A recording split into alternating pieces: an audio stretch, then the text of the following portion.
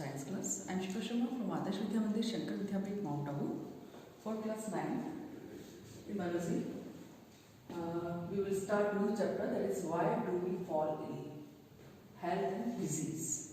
So first we have to know what is health.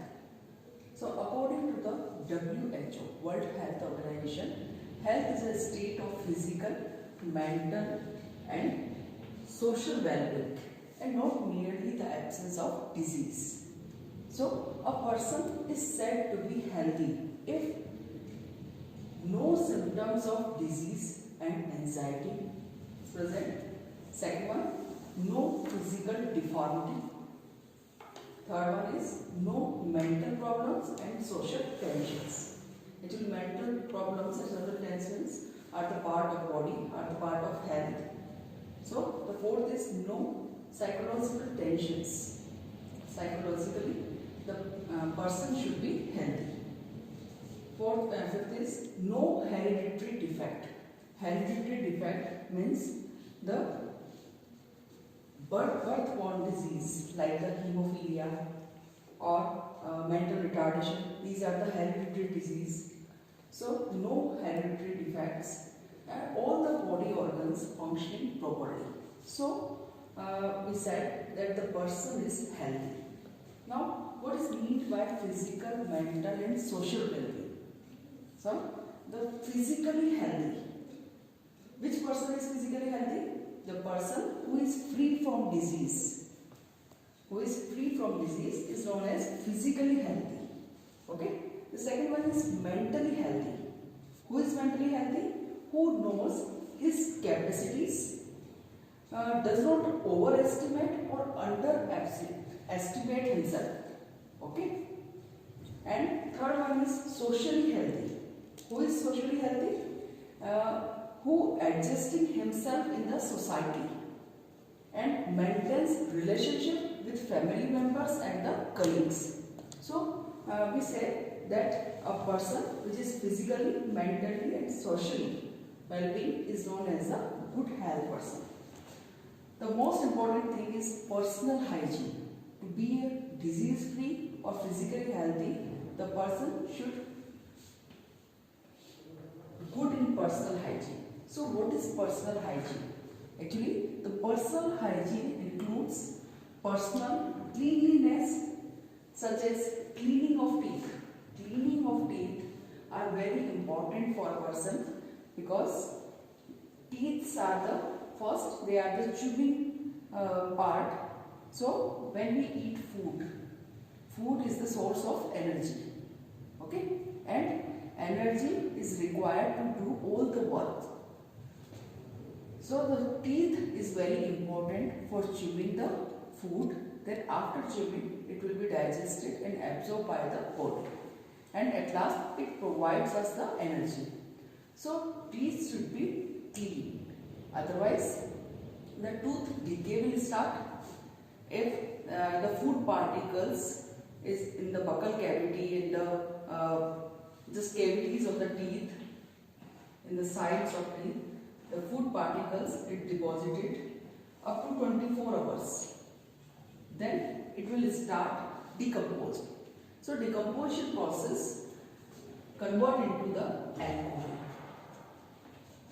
Okay, and alcohol just destroy our teeth. So the cavities will start. Okay, so the cleaning of teeth is very important. Toothpaste may be any. Okay, toothpaste may be any, but cleaning is very necessary. At least 2 times after the taking of meal, you should clean your teeth. Then second one is taking bath. Taking bath is also very important to remove all the sweat, all the unnecessary germs. Germs means microbes which are always present in the air, soil. They may be virus, bacteria, protozoans. They can cause the disease. So taking bath is necessary every day. Then taking care of eyes. Eyes are very important and they are very soft organs. eyes are not protected by the outside bony skeleton like the heart, like the brain, okay? But eyes are very soft, delicate, and the cornea membrane is present, the colorless membrane. So what happens when we in the high wind or the dust, in contact of dust, the dust and high pressure of air, they can harmful for us, harmful for our eyes, and also use of mobiles, use of laptops, use of television, unnecessary, and using very much, then it can cause the disease, eye disease. Okay, they can cause the disorders of eyes. So taking care of eyes are very necessary, cleaning of eyes are very necessary, and regular changing of clothes. Regular changing of clothes and innerwear is also very necessary, and cleaning of clothes are also. So these are known as the personal hygiene. So what is personal hygiene? Personal hygiene includes personal cleanliness such as cleaning of teeth, taking bath, taking care of eyes, regular changing of clothes and innerwears. Now we come to the disease. Our chapter is concerned with the disease. Disease means discomfort. So what is disease? Disease is the condition of body or a part of it in which functions are disturbed. Okay, they are not properly done the functions. Two types of disease they may be possible, that is congenital and acquired disease. Congenital disease are the disease which are present since birth. Since birth, like hemophilia. Hemophilia is a royal disease, is a hereditary disease. It is related with the clotting of blood, and it is present since birth. So it is known as the congenital disease. And acquired disease, disease which are developed after the birth. Okay, all the disease like malaria, like cancer, diabetes, they are developed after the birth. So they are known as the acquired disease. Now further, acquired disease can be divided into two parts, that is infectious and non-infectious disease. Infectious disease are also known as the communicable disease, and non-infectious disease are known as the non-communicable disease. So what are the infectious disease? Infectious disease, they can be caused by the microbes. So you should know what are microbes. Microbe means small, very small. They can't be seen with naked eyes. Okay, so we need microscope to see them. So what are microbes? Microbes, it may be virus, it may be bacteria, protozoas. Okay?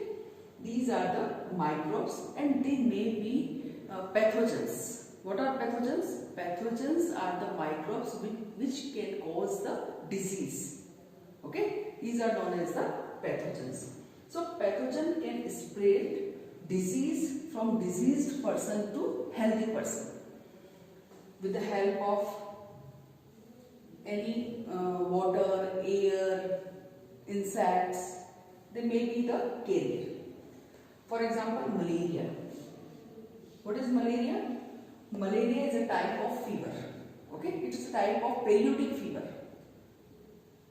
and it can be caused by the biting of female Anopheles mosquito.